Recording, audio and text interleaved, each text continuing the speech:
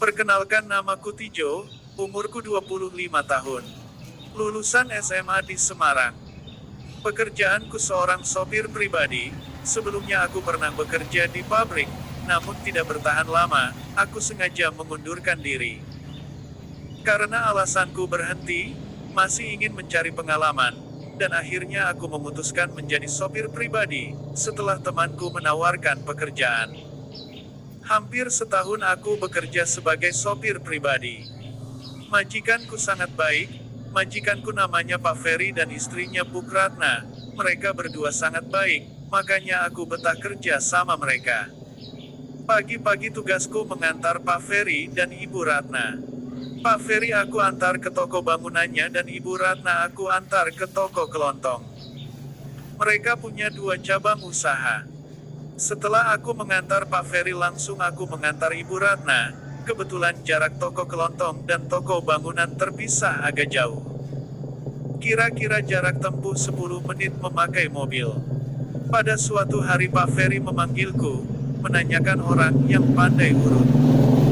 "Jo, kamu tahu di mana tukang urut bagus?"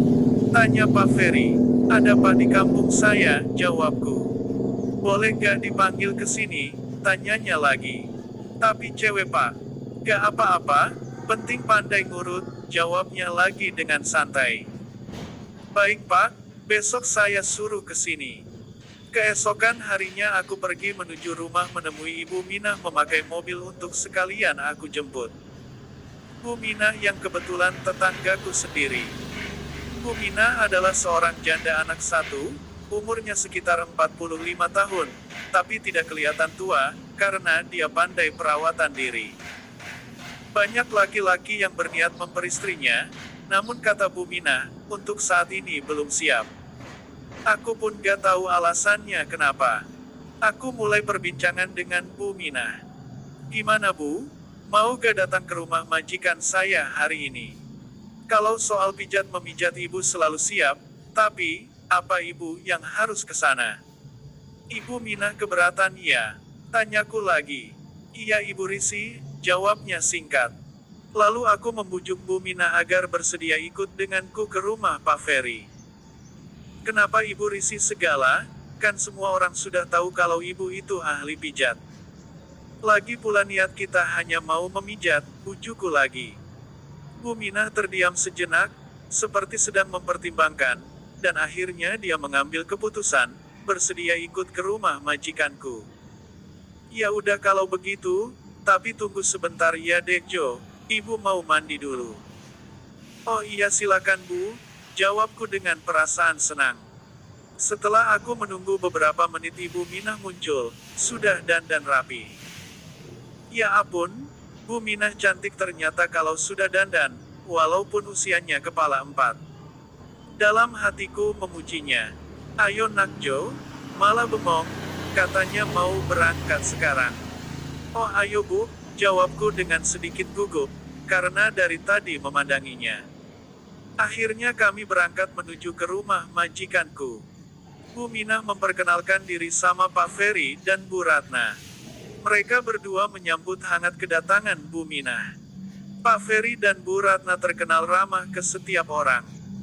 Bapak ini sering mengeluh pegel-pegel, Ibu gak sempat untuk memijat, kita kan sama-sama sibuk, Bu Ratna membuka pembicaraan. "Oh iya Bu," jawab Bu Minah singkat. Lalu kemudian masuk ke dalam bersama Pak Ferry. Bu Minah bersiap untuk melaksanakan tugasnya sebagai tukang pijat tradisional. "Jo, tolong Ibu antar beli pakaian ya. Tapi tunggu sebentar, Ibu mau ganti baju dulu," tanya Bu Ratna.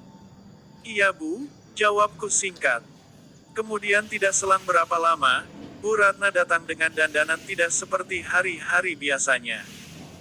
Aku terpana melihat ibu 2 anak ini, masih terlihat sangat cantik, dibalut dandanan yang modis. Usia Bu Ratna tidak jauh beda dengan Bu Minah. Selisih 3 tahun di bawah umur Bu Minah. Dalam mobil, tanpa sadar aku curi-curi pandang, karena aku merasa kagum dengan penampilan ibu muda ini. Dan tidak seperti biasanya Ibu Ratna duduk di depan. "Tukang pijat itu tetangga kamu ya Jo?" "Iya Bu, Emang ada apa ya, Bu? Jawabku sambil kembali bertanya. Gak apa-apa, Ibu pengen tahu aja. Dia punya suami gak? Tanyanya lagi. Janda ditinggal mati suaminya, Bu. Jawabku lagi.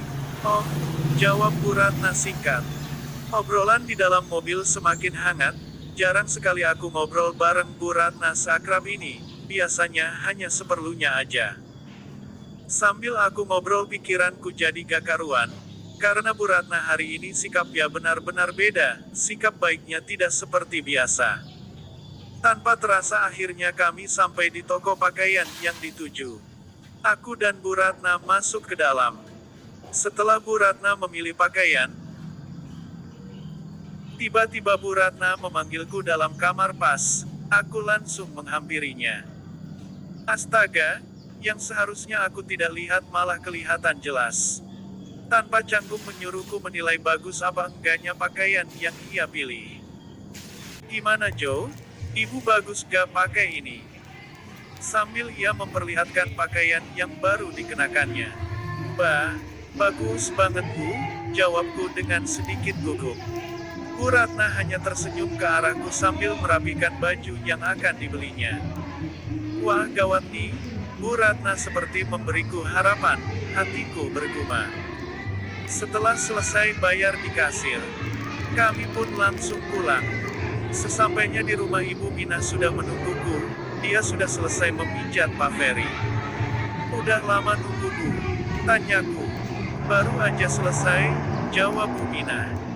Aku berpamitan sama Ibu Ratna dan Pak Ferry untuk mengantar Ibu Mina pulang, yang kebetulan aku pun udah waktunya pulang. Pakai mobil aja, kata Bu Ratna. Gak usah Bu, pakai motor aja biar lebih cepat. Tumben gak biasanya Ibu Ratna nawarin mobil suruh dibawa pulang. Ah mungkin karena aku bawa Bu Mina, jangan GR. Dalam hatiku ngomong sendiri. Aku pulang naik motor bareng Bu Mina. Sepanjang jalan Bu Mina bercerita pengalamannya saat sedang memijat Pak Ferry, bahwa orangnya sangat genit. Aku hanya tersenyum mendengar cerita itu sambil sedikit menggoda. Bu Mina hanya tersenyum kecil. Ibu minggu depan disuruh Pak Ferry datang lagi. Gimana Ibu mau? Aku balas tanya. Ya harus gimana lagi? Terpaksa Ibu ke sana. Tuntutan karir, kata Bu Mina sambil tertawa lebar. Aku pun jadi ikut tertawa. Di tengah obrolan yang semakin hangat, tiba-tiba ada pesan WhatsApp masuk. Aku cek ternyata Bu Ratna minggu depan minta diantar lagi. Dia minta diantar, tapi tidak menyebutkan nama tempatnya. Tanpa terasa sudah sampai di depan rumah Bu Mina. Nah Jo, mampir dulu sebentar ke rumah Ibu. Makasih Bu, lain kali aja, ini kan udah malam. Sebentar aja, ayo. Setelah Bu Mina memaksaku, akhirnya aku masuk ke rumahnya. Mau minum apa deh, Jo? Tanyanya. Gak usah repot-repot Bu, saya gak lama kok. Anak Ibu kemana ya? Jawabku mengalihkan pembicaraan, menanyakan anak semata wayangnya. Dia lagi nginap di rumah neneknya, betah tinggal bareng neneknya, jawab Bu Mina. Umur berapa anaknya Bu? Umur 15 tahun, jawabnya singkat. Kami berdua, di dalam rumah hampir 2 jam. Bu Mina menyuruhku mampir, ternyata ada maksud tertentu. Mungkin karena kugoda tadi, entahlah. Mengapa saat berdua di dalam rumah, yang seharusnya tidak perlu dilakukan, tapi malah terjadi. Malam itu, antara aku dan Bu Mina, benar-benar terjadi. Seminggu kemudian, aku kembali mengantar Bu Mina ke rumah majikanku. Emang sudah pekerjaanku seorang sopir pribadi. Sekitar jam 8 pagi aku dan Bu Mina sudah sampai. Seperti biasa Pak Ferry langsung masuk ke dalam rumah, dan Bu Mina melaksanakan pekerjaannya. Dan tugasku mengantar Bu Ratna. Bu Ratna sudah ada dalam mobil, seperti minggu kemarin dia duduk di depan. Mau belanja pakaian lagi ya Bu? Aku mulai membuka pembicaraan. Bukan, jawab Bu Ratna singkat. Terus tujuannya kemana Bu? Kemana aja boleh, jawabnya lagi. Aku semakin heran dengan sikap Bu Ratna, sedangkan mobil melaju tanpa arah. Dalam benakku, jangan-jangan Bu Ratna sedang ada masalah dengan suaminya.